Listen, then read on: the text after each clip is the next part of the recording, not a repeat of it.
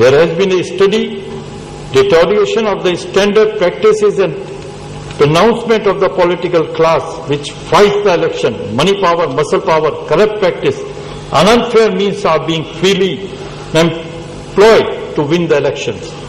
Over the years, several measures have been taken by the Parliament to amend the law relating to elections with a view to check the aforementioned forces. This report, which has been prepared after extensive consultation, is a step in the said process. It is hoped that Parliament take prompt action to give them legislative sanctions. In 1999, the Law Commission took note of the fact that the first past-the-post system prevailing in our country had given rise to several inequity and distortion in our electoral process, particularly on account of the multiplicity of the political parties. There are certain states in India where there are 3 or 4 recognized political parties, more or less evenly balanced. In such a situation, what is happening is that the winning candidate is receiving, in many cases, 30% or less valid vote cast. The remaining 70% or more votes cast in favor of the defeated candidates, including independents, are practically going waste without representation, without voice of the representative bodies, namely Parliament and the state legislature. The consideration that weighed in this behalf was that the first past-the-post system now in vogue is not yielding a correct picture of the voter preferences. It was thought advisable to provide a voice and a representation to the wasted votes, which indeed very often constituted a majority of the total vote cast. There is no commensurity between the total votes cast. jaldi karo. So it's not possible. I have done a lot of work on this. Yes. So it's my bill and I want to present my case. Okay. How much time will it take, sir? I don't know.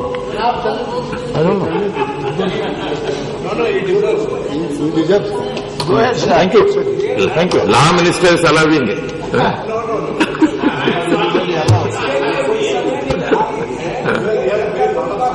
Yes.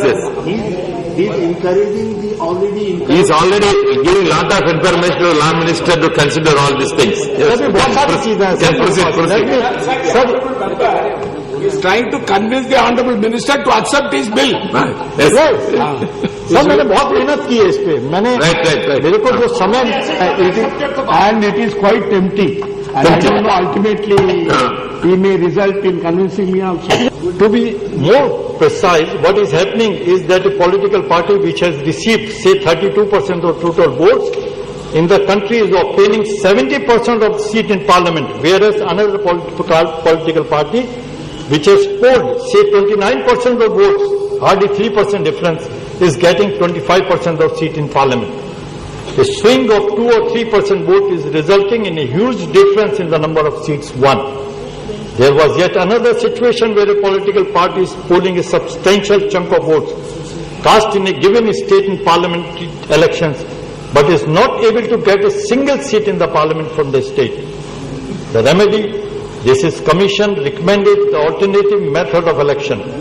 The other idea put forward is a concept of negative vote. In the opinion of the Law Commission, the idea of underlying objects are both laudable. Such an alternative method of election was suggested.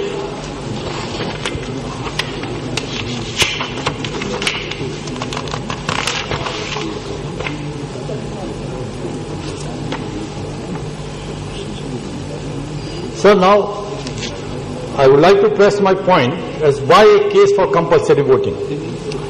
The right to abstain for voting is not a fundamental right.